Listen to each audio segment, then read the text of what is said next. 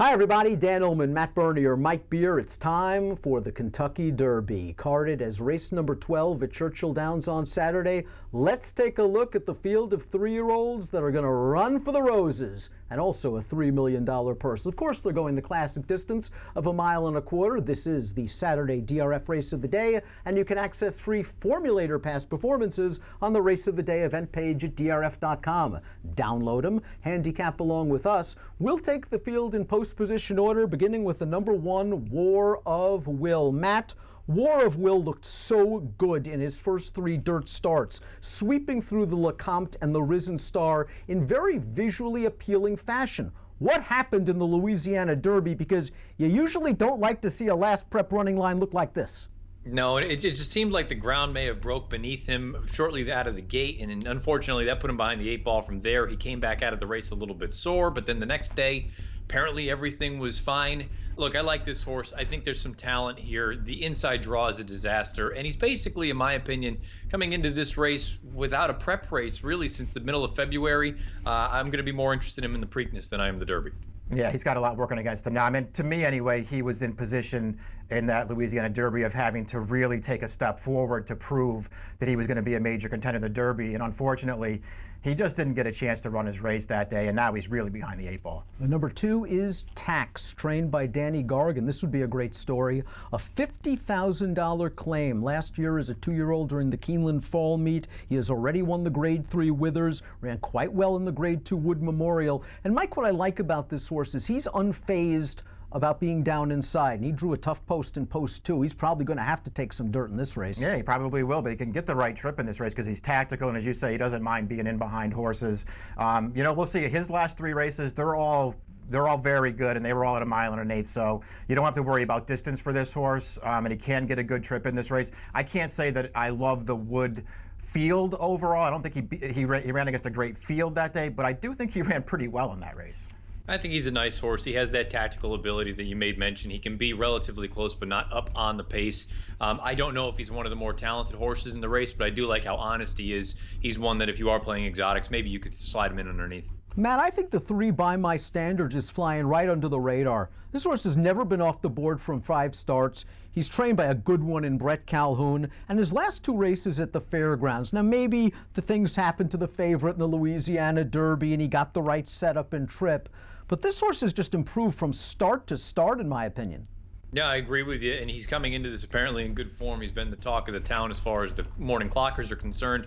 I agree with you. The Louisiana Derby, thought it was a good effort. You're right, may have taken advantage of a day when the favorite misfired, but I have no knock about either of the past 2 races, and who knows, maybe he is going to be every bit of the 20-1. I picked him 4th. Yeah, I guess what you want in the Derby anyway, our horse is headed the right way on the way into the race. Certainly that's the case with By My Standards. You know, when I watched the Louisiana Derby, I felt like, boy, he just got such a perfect trip in that race to get it done.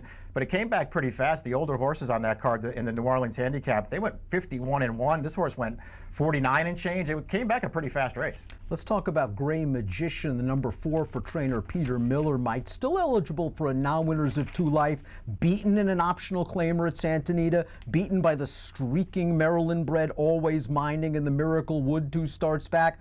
Peter Miller found the spot in the UAE Derby. Maybe it wasn't the strongest UAE Derby in the world. I didn't think his trip was that great. He broke well. He could have been closer. He ended up very wide on the backstretch. He tried hard. That's probably the best he can do, and he's probably going to have to do better to win the Derby. Yeah, I mean, that's the real problem with him. And he's too slow coming in to win this race, and he's just going to have to take a huge step forward. I feel like he's exposed here in the United States. Sure, you go over, take advantage of soft field there. It's a totally different ball game here for this race.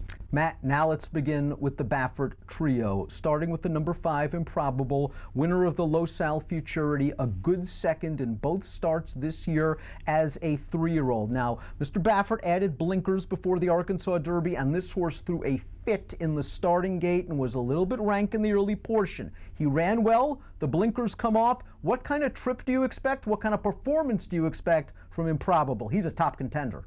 Yeah, I don't know what we're going to get from him. I could very easily see him winning this race. I could also see him throwing a little bit of a fit and sort of losing his race before it even begins. You're right about the blinkers. They went on because he was a little bit green, may have idled when he made the front in the Rebel. The blinkers go on. He throws a bit of a fit. Blinkers have come off, it sounds like, as far as the workouts, and he's still a little bit on the eager side.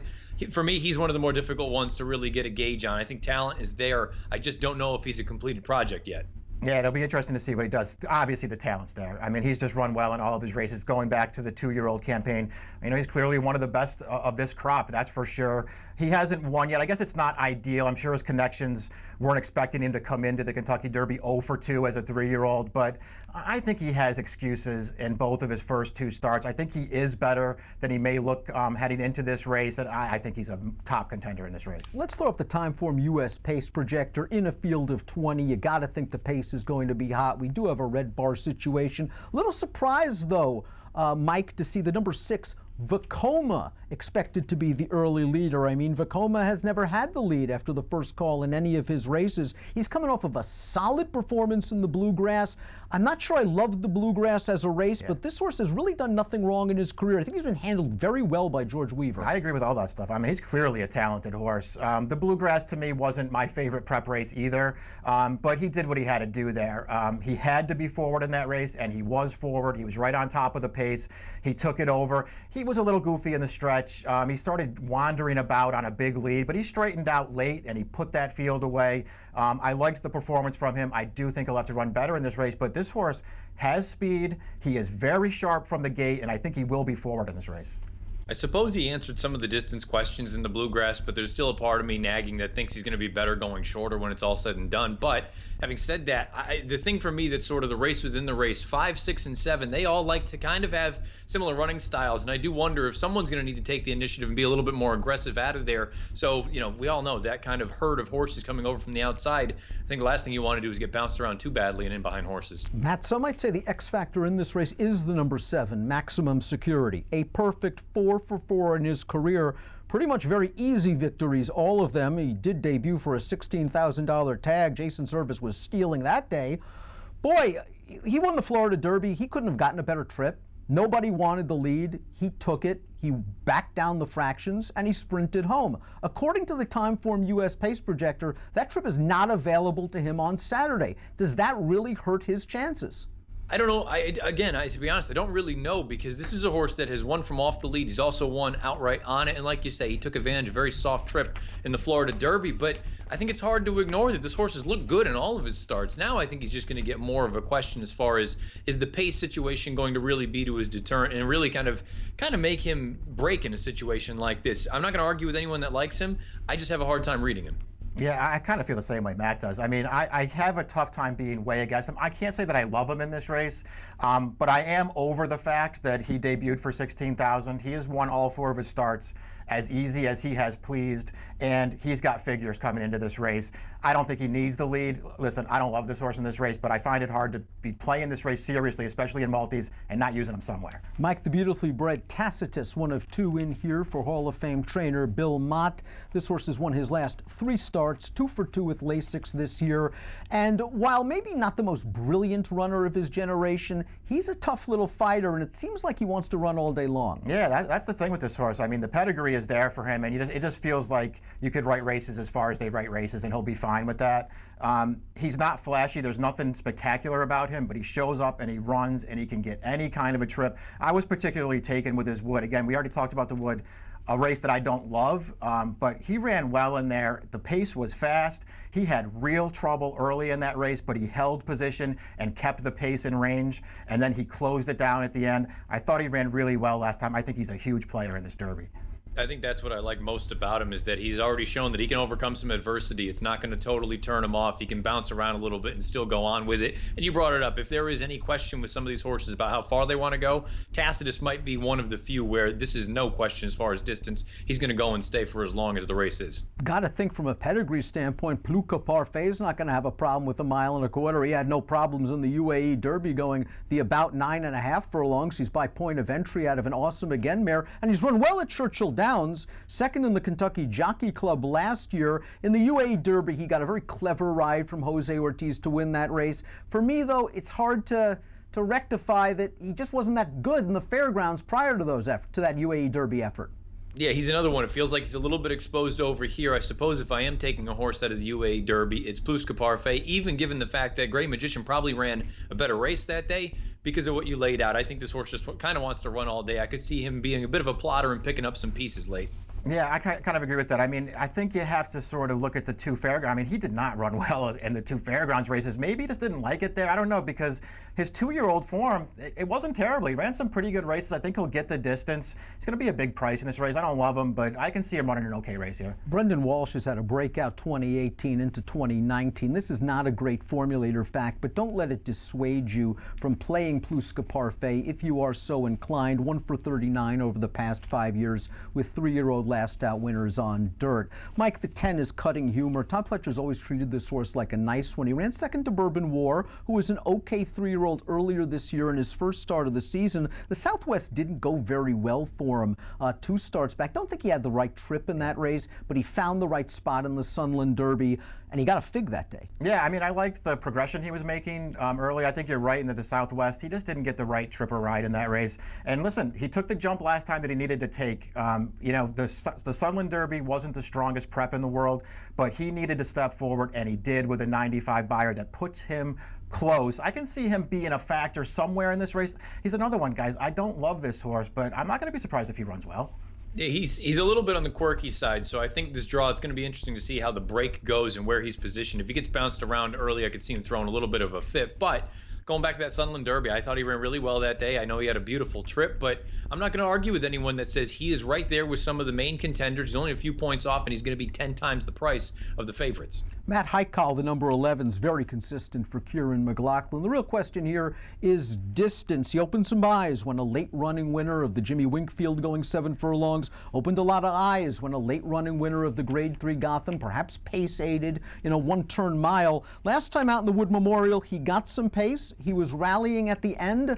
I think the jury is still out as to how far he wants to go.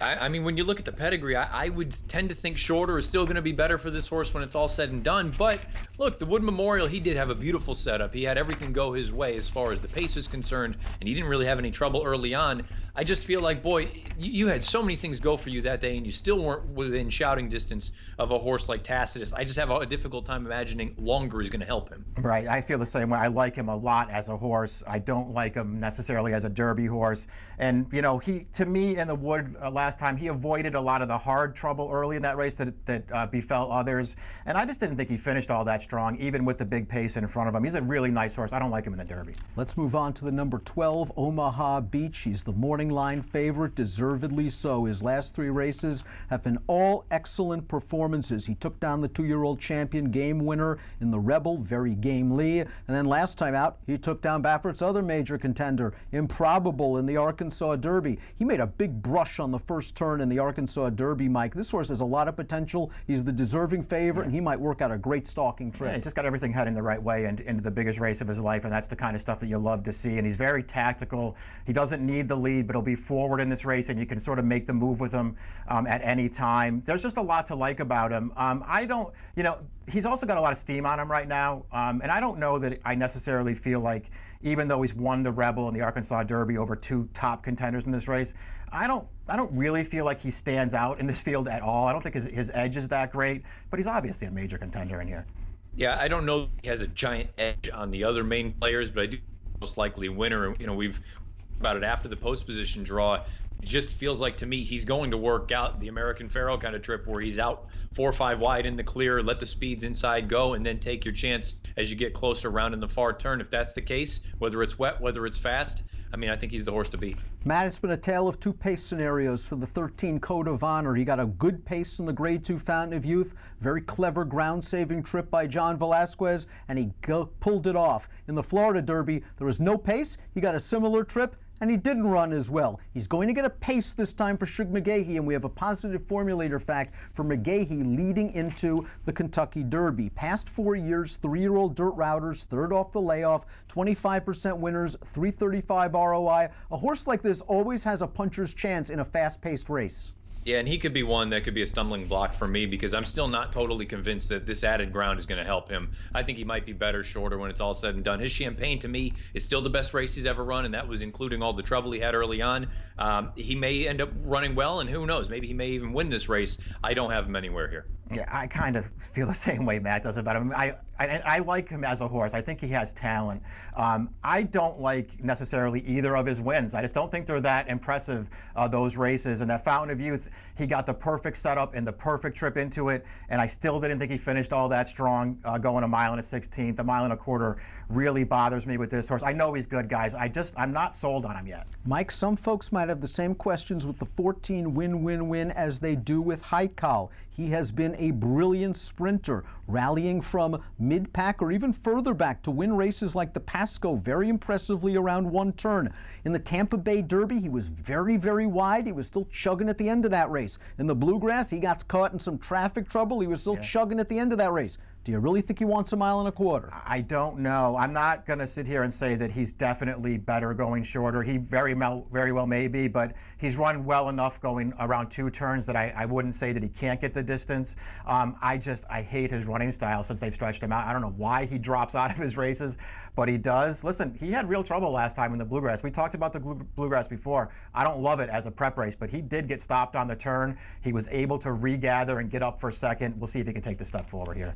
There's still the nagging suspicion for me that he will be better going shorter, but the way that he finished in the Bluegrass after being stopped, he got his final 1/8 of a mile in 12-3. To me, that's still a sign of a horse that he's still got something left in the tank. Now, maybe it was a product of facing inferior company. Who knows about an extra 1/8 of a mile here on Saturday, but there's a situation where maybe he is as good going 2 turns as he is 1 turn. If that's the case, he's got that Pasco 3 back. He's run fast. I just want to see, give me a clean trip. The running style is always going to be an unknown like this. Key for him's the break. He's got to get out of the gate sharp. We've seen in a couple of races he's been just a beat slow.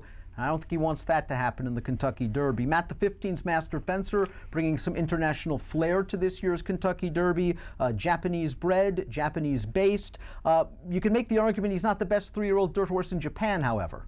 Yeah, and you go back and you watch the tape of that most recent run. He's all out for about a half mile. He's out in the clear.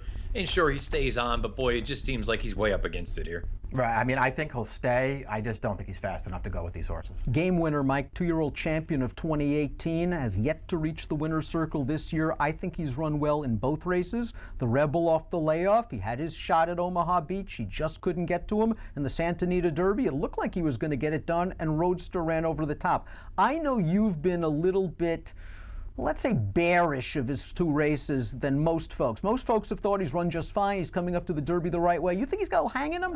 Well, I don't know if I think he has hang in him. I can't find anybody to agree with me yet, but I still think he hung in the Rebel. I think he got there and then didn't get by at the end, but that was still a pretty game performance from him. And last time, I feel like he took the worst of it in the Santa Anita Derby. I mean, that wide trip around the track, I think it cost him at the end. He's 0 for 2 so far this year, a lot like Improbable. Probably a little disappointing for his connections, but this horse has had the points to get in. Baffert didn't need to have him all cranked up. He's going to have him cranked up for Saturday. I think he's going to run a lot better.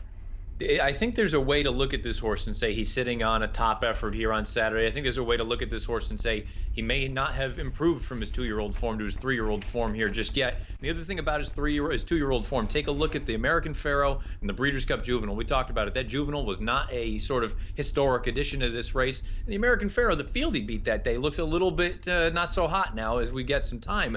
I'm not suggesting he is impossible in here. I just wonder of the Baffert horses, he might be 3rd of the 3 for me. But if you believe that Mr. Baffert, who certainly knows how to win a Derby, has been prepping this horse to get him to peak on the first Saturday in May, here's a formulator fact over the past 5 years.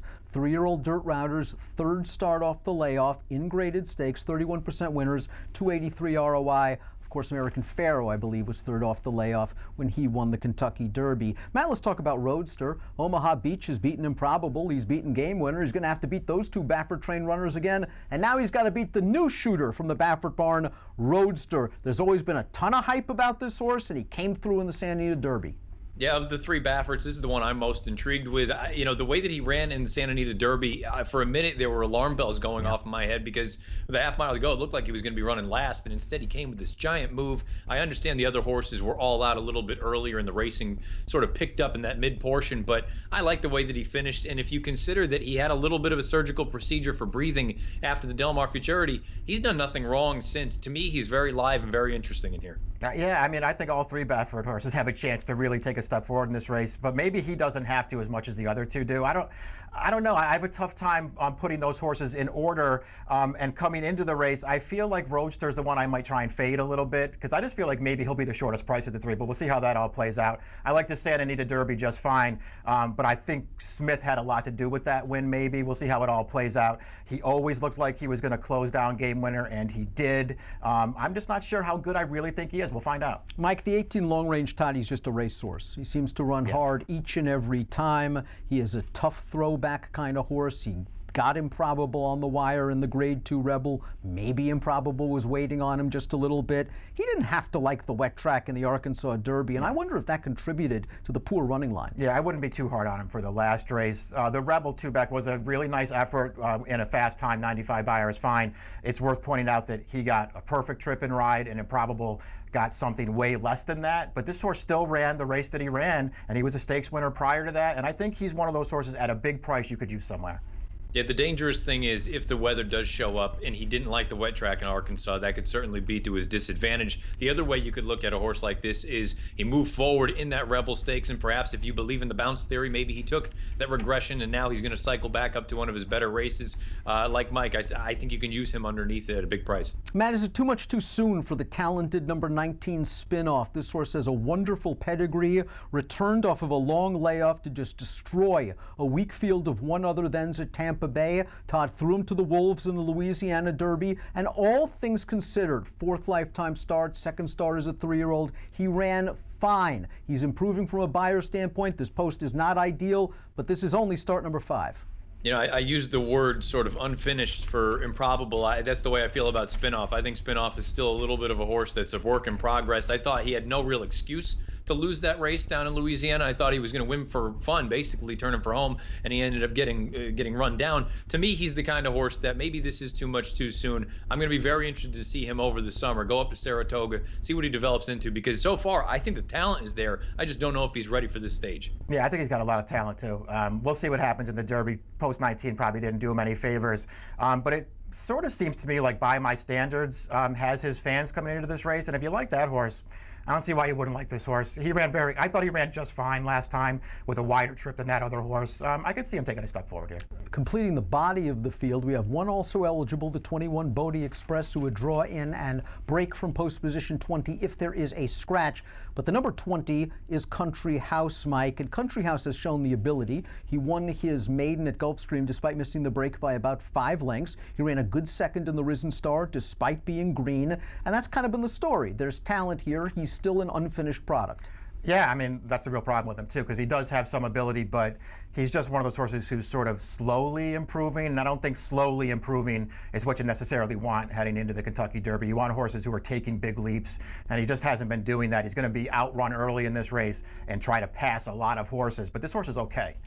I know a lot of people look at him as a prime sort of underneath prospect. These last 2 races, he's made these big mid-race moves, and he flattens out down the lane. I'm starting to wonder, I know at face value he should want to run all day. I'm starting to wonder if he's going to be better off a little bit shorter than going a long distance like this. Pick time for the Kentucky Derby. Matt, will start off with you. Make your case for the Michael Trombetta-trained runner. Win, win, win, and give me numbers. Yeah, I didn't think the Tampa Bay Derby was offensive. I don't think it was a great effort, but it was a starting off point. And the Bluegrass, he wasn't going to beat Vekoma, but had he not gotten stopped, I think it would have been a heck of a lot closer. And the fact that he sort of rallied on again, he finished as well as he did, it makes me wonder, maybe he actually is okay going 2 turns, and sort of my concerns all along about 1 turn, maybe that's sort of unfounded. Win. I'm afraid that he's going to get some of that public money as well, just because of his name. I feel like that's just a very obvious one, like the My Boy Jack of last year. I went 14, 12, 17, 3. I went with Improbable in this race. I mean, to me, I just sort of felt like, first of all, I felt like he might be the less fancied of the 3 Baffert horses and be the biggest price of those horses. And I think he's set to take a big step forward third back. I don't think his first 2 starts are nearly as bad as they look on paper. So I'm going to stick with this horse and hope he takes a step forward. I put him over Tacitus, who I almost put on top. I think he's going to run really well in this race. And then I went Game Winner and Omaha Beach under them. I liked what Tacitus has done throughout his career, and I like the fact that he's taken some adversity. You've got to be tough and battle-tested in a field with 19 other horses. In the Tampa Bay Derby off the layoff, he had to squeeze through a tight hole to win that race. In the Wood Memorial, he was bounced around terribly going into the first turn, steadied twice in the first quarter mile, still persevered and was able to win. Even his recent workout didn't go according to plan. He hooked up with a couple of other horses and he still worked well. I have a feeling that Tacitus with a good break can settle in mid-pack and he can get the right trip. I'm going 8-12-7-5. In the Grade 1 Kentucky Derby, it's Saturday's race of the day with an approximate post time of 6:50 Eastern. Good luck.